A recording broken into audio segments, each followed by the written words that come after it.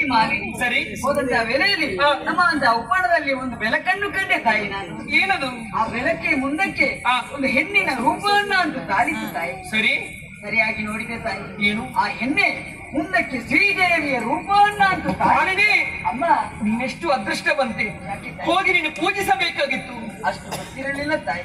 ಏನಾಯ್ತು? ಆ ಗೊತ್ತಿರಲಿ ನಮ್ಮವರಂತ ಚಂಡಪ್ರಜ್ಞರು ಕಂಡದ್ದು ಮಾತ್ರವಲ್ಲ ಅವರನ್ನೇ ಬಲಾತ್ಕಾರವಾಗಿ ಎಳೆಯೋದಕ್ಕೆ ಮುಂದಾದರು ತಾಯಿ.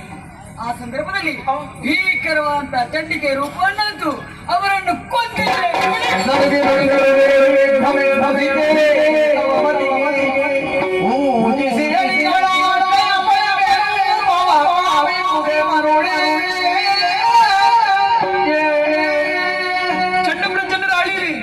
ಹಿಂದೆ ಜಾಬಾಲಿ ಮುನಿಯವರು ಆಡಿದಂತಹ ಮಾತು ನೆನಪಿಗೆ ಬರುತ್ತಾ ಇದೆ. ನನ್ನವರನ್ನು ಉಳಿಸುವುದಕ್ಕಾಗಿ ದುರ್ಗಾ ಮಂದಿರವನ್ನು